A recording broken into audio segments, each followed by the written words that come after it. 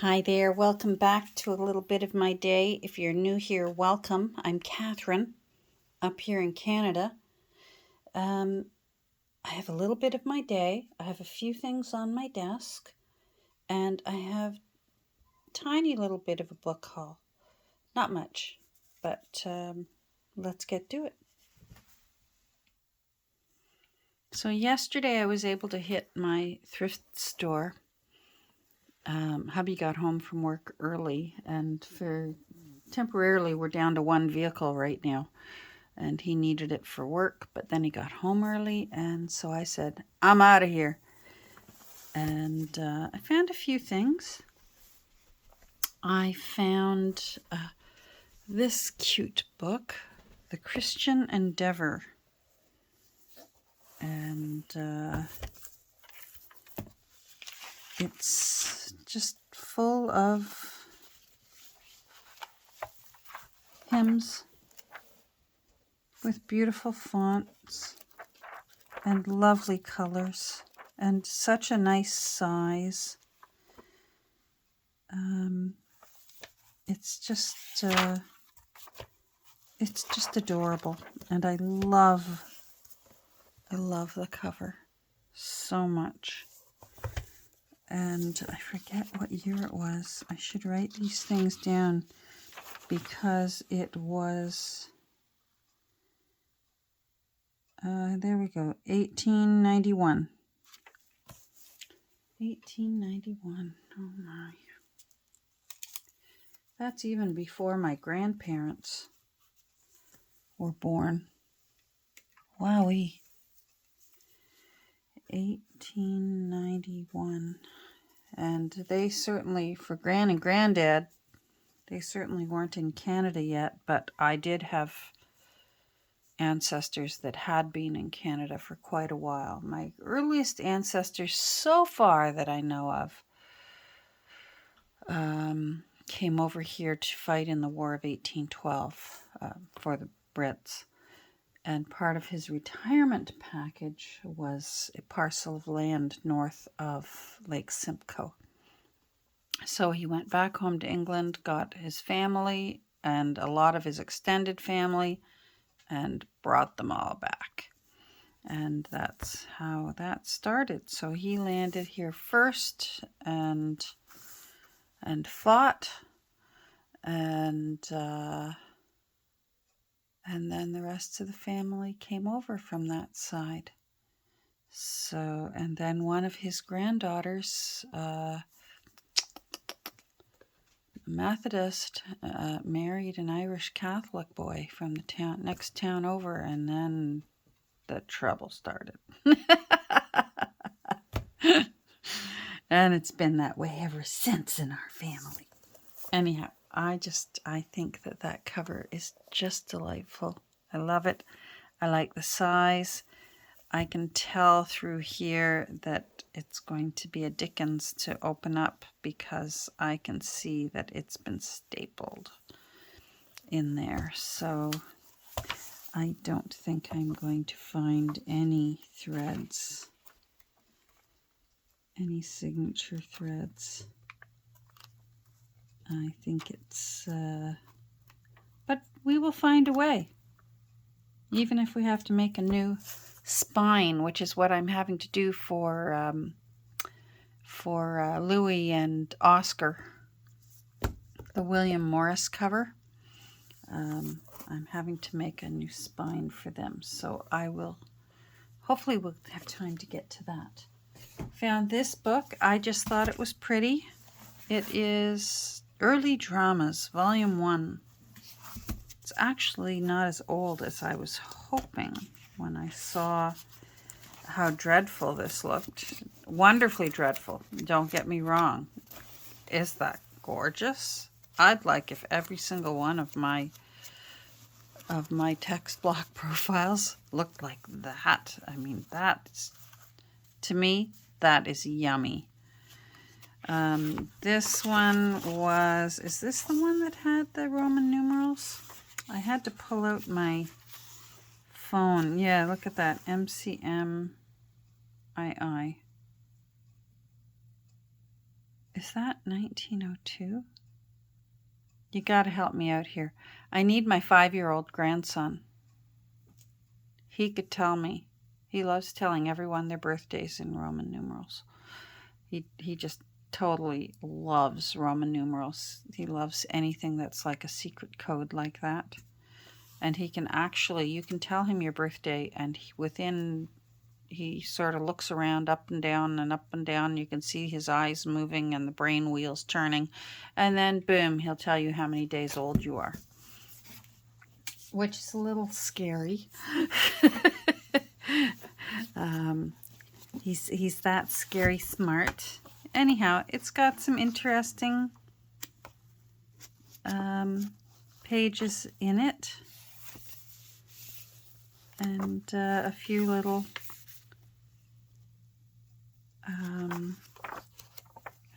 illustrations. So, because, you know, I needed more books. I can't stop it. I can't help it. This is one of those situations where, because it was on the bookshelf, the spine changed color. Because this looks bluish black. I have to look with one eye now to tell the true color. I had no idea that my cataracts were altering my view of what color is. And when I look at the world through my left eye that still has a cataract in it, there's a yellow haze. It's like somebody put a drop of Tim Holtz caramel alcohol ink into my eyeball. And that's actually how I was seeing the world. Because now, when I look through the world through my right eye, which has 20/20 vision in it now, though it's so bright. The world is so bright, and the colors. Oh my goodness. I'm astounded at the colors. So this actually looks bluish black to me, but the spine looks brown, but it's still in nice condition. So that'll be fun. Now, look what I found. I hope, let me see if I can bring the camera out a little bit. Oh no, it fits. I remember Sunnyside, the rise and fall of a magical era. And that's where I get my Sunnyside from, because this was the amusement park I was telling you about in Toronto, that my parents, that was their favorite place to go for a date.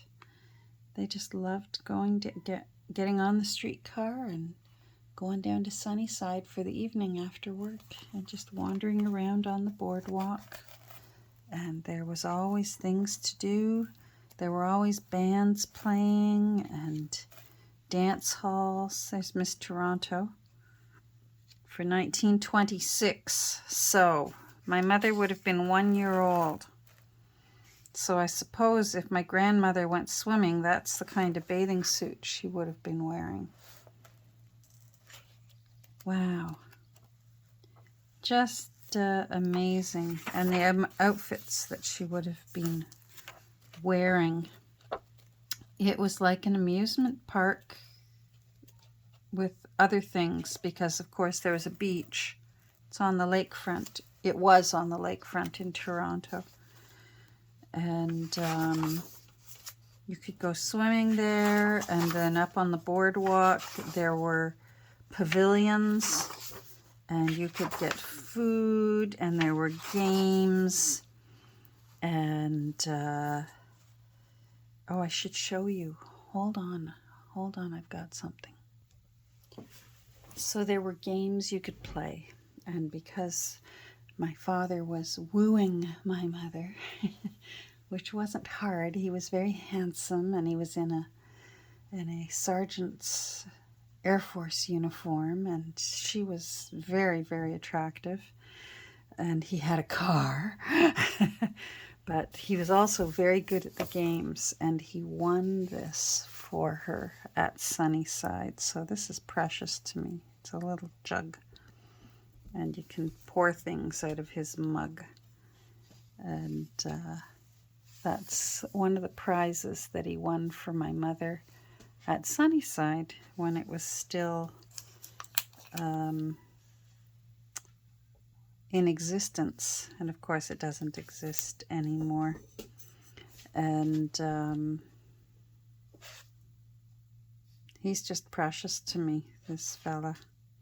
My mother kept him all those years because Dad won him for her when they were dating.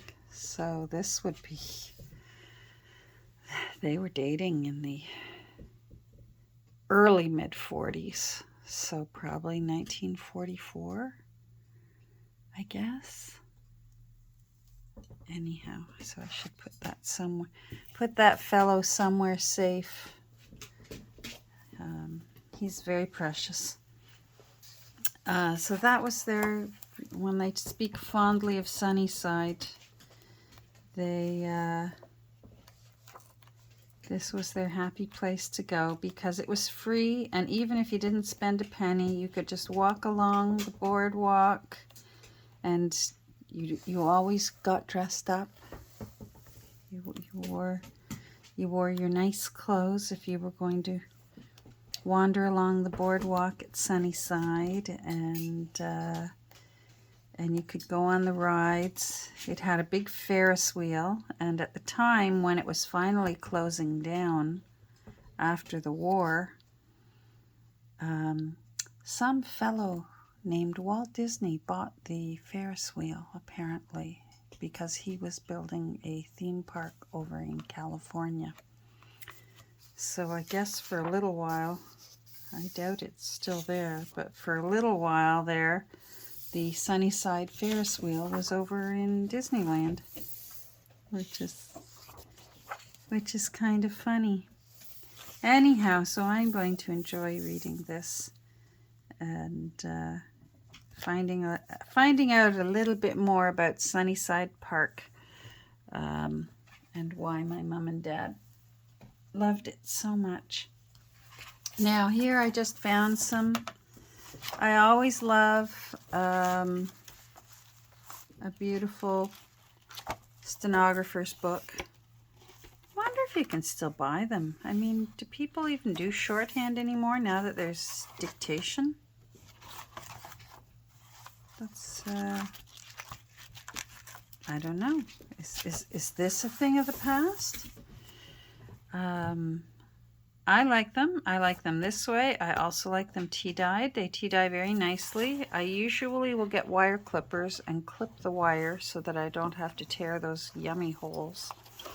And then I don't need to save this one, but I have a few of these in different sizes saved because they make really cool stencils on your tea-dyed paper. So don't forget to do that if you get yourself a stenographer's book. And then I found this science notebook, which I find interesting because it says Jane Boyko, and I used to know someone with the last name Boyko, and I wonder if they were related. These are still, now I'm looking at it with my good eye, and yes, it's still an ivory color. All this time I thought papers were ivory color, and maybe my eyeballs were fooling me. Maybe my cataracts were making me think it was ivory colored, and it wasn't ivory colored at all. It's got me wondering now. Anyhow, I like this cover, and it's obviously, it must be old because there is no barcode on it. So that's my tiny little book haul. Now I've been working on Louie and Oscar and getting ready for getting this William Morris book ready. I had to take the spine apart. It just, well, it came apart in pieces, as you can see here. It just, the tape was white, and whoever did attempt to fortify the spine, boy, were they good at matching up the paint that they used to color the fabric that they tried to fortify the spine with, because that's such a good match, even when I look at it with my one eyeball. So at first I thought I was just going to use muslin to cover the spine. And then I thought, no, I'm going to stick with the spirit of the original person who tried to do the urgent repair work. Because if you follow me on Instagram, you saw that it says in here urgent. So I'm not sure whether the original publisher put that in there or the person who tried to repair the spine wrote urgent on it because that person wanted their book back quickly. So that's got to go back in. But I had to mix paint to try and match up this color because I decided that the muslin was going to be way too, it was going to take away from how cool this looks. And so I was working one-eyed a lot. I have my spine ready. And I made an original spine liner using my good old method with the doweling and the pantyhose. That tried and true method hasn't failed me yet. So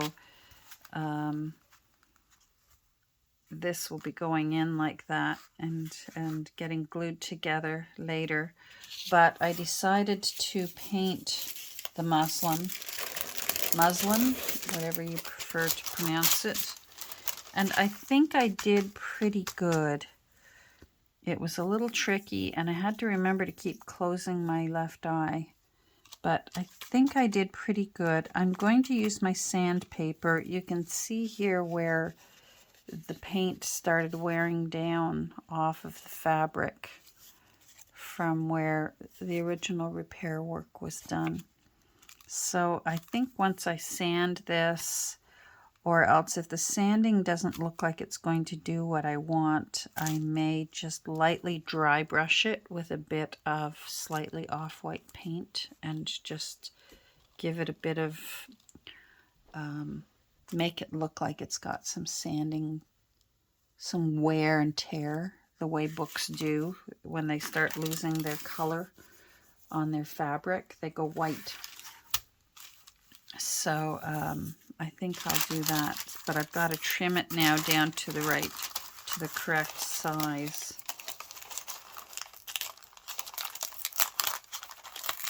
Let's see. So this was fun yesterday. So it ended up being, because I thought, all right, trying to recall what should I mix to try and match up. This is wax paper that I used. I should have used parchment paper, but do you think I could find it? And I found my wax paper, and I thought, it'll do. And it did. This is fine. It's coming off.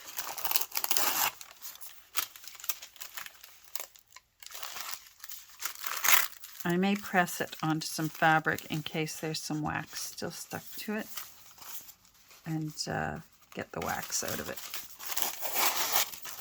Almost like doing back to our batik days, eh?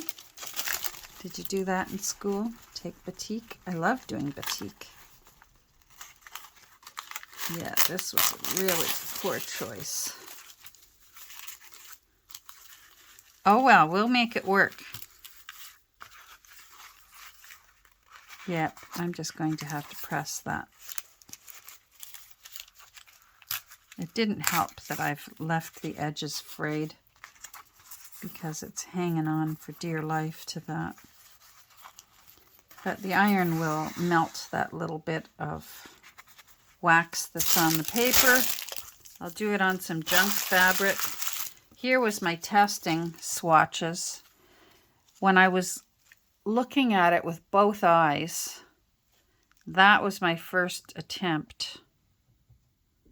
And then I realized, hold on, I got a yellow eye. And I closed my yellow eye to look at it through my good 20/20 eye and realized, whoa, that doesn't match whatsoever, because I was going to be happy even with just close to it, because I'm still going to put lace over it. So that's when I started working one-eyed and added a bit of brown and black to it. So it's mostly green and blue together, and then muddied up with some brown and black, and came to, I'm quite happy with that matchup. So, oh, I'm going to sneeze. Pardon me. So I will be, oh, for Pete's sake. There we go. So I will be trimming this. And what I plan to do, this had a big spine. It was even wider than this. I didn't want to put in a spine that big because it's also big this way. So I've given it a 1 1/4 inch spine. And I think that will be plenty for a nice big book. But what I plan to do is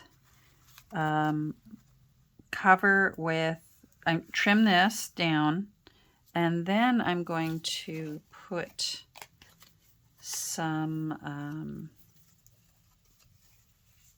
going to cover it with some lace, like that. And then I think Louis and Oscar, now try and ignore, if you can see these frayed edges, try and ignore that, because you won't see those when I'm done.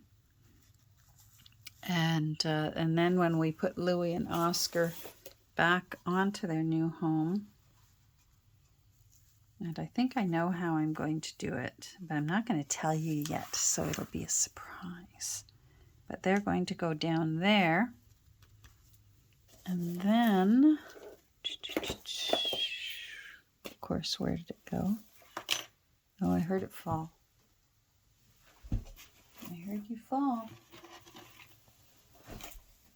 And then I'm going to put this rusty old thing up here, like that. And I think this is going to be beautiful. And that way, if this can come up, you'll see that it's William Morris underneath. It's not going to be a tribute to William Morris, although I'll try to make use of many of the pages out of the textbook. But that's going to be something that I'm going to need to, it's going to be a self-battle. I'm going to have to show a lot of self-restraint. And I may even need Nancy every once in a while to send me a message and say, hey, knock it off. You're starting to do a tribute to William Morris. Because I don't want to do that. I'm not even going to use end papers with William Morris paper. I'm determined. I'm not. I want this to almost be as if I know that their only daughter that they had was Jean, and that maybe Jean put this book together. Maybe it was Jean who fortified that spine and then decided to make a keepsake book. That's what I'm imagining in my head as I get to work on this pretty book. I'm really excited about this book. You know I love a good grungy all sorts book, and I'll find ways to sneak even these little pieces in. They'd make interesting tabs, don't you think? And I mean, it's from 1897, so who knows how old, even when the repair work was done, how old that might have been. I think that's going to be pretty. I'm really looking forward to it. Can't do it today. But I also wanted to show you what else I've been working on. So it's more like show and tell today. I guess I need to make a little sign that says show and tell. Hold on while I go get it so that I can show it and tell it. So I don't recall if you, oh, I gotta put him somewhere safe. If you remember this, I'm going to pause and bring my camera up. All right, I think this is as good as it's going to get. If you recall this picture frame that I got a couple weeks ago, this thing's as old as dirt. I honestly think it's the real deal. When I started pulling it apart, these nails actually almost look homemade. They are really weird looking nails. They don't look like your normal nails. And there's a whole bunch of them here, so I will reuse them when I put this back together. But it had been sitting empty because I was trying to decide what was going to go into it. I still have the wire and these eyelet screws. Whoever put these in, this was obviously a repair job, because whoever put these in, and they were in the lengthwise here, just screwed them right through the frame. So there's literally holes in there, but you can barely notice it because it's such a busy frame. And again, for me, I'm the kind of person who likes old stuff. My favorite old stuff is stuff that has a mysterious story behind it. So holes in the frame doesn't bother me in the least. And fortunately, somebody must have used it at some point to hang it vertically, because there's already holes here and here. So hopefully I can just reuse those holes. And I'll just reuse this as well as extra stuffing. But I decided who's going in here. So, and the glass, I'm trying to decide whether I even want to wash the glass or not. It had picture frame glass in it, and it's a little mucky, and I kind of like it a little mucky. So I'm going to have to decide. I know what my husband's answer would be, because he probably wouldn't even touch this thing. There could be, if you asked him, there could be 200-year-old germs on that frame. Little does he know what's in our house. Thank goodness he knows better than to ask anymore. And his love is stronger than his phobia of germs. Thank goodness. I've always loved this lady, who many art aficionados claim is Da Vinci's best work, not the Mona Lisa. They believe that she is his best work. So I'm going to put her in this frame. But as you can see, the frame is bigger than her. Well, I don't have a mat. So I'm going to do what I sort of call a background mat. And I found this piece of scrapbook paper. I tried several kinds because I tried some patterned paper. I sometimes will do this with patterned paper and put it behind. But I'm going to use this. I think I'm going to ink it and make it a little dirty looking. And then I'm going to center her onto it like that.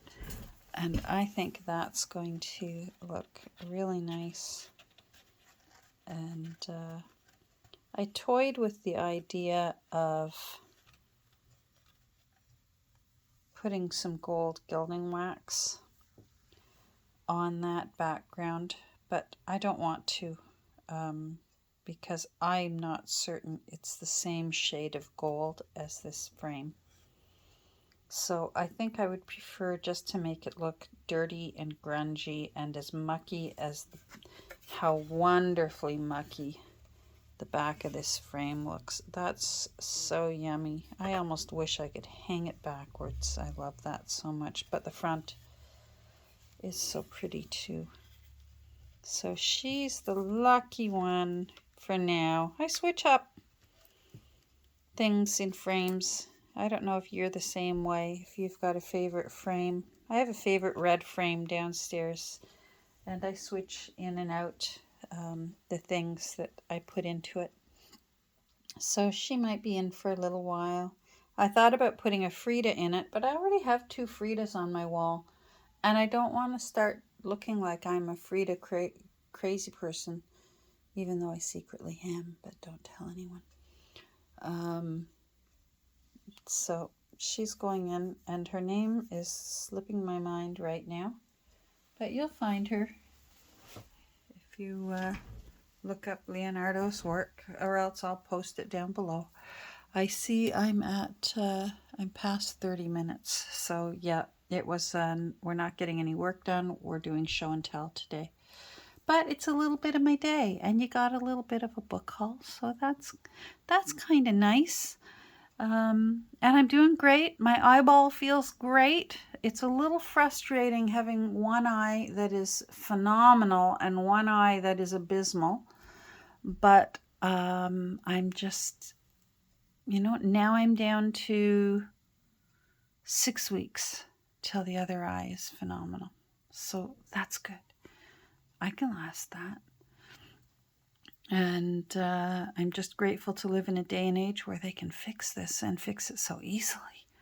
It's wonderful. So thanks for joining me today. And I hope you have a great rest of your day. And farewell from the lady with the vermin. And, I forget now. Ferret.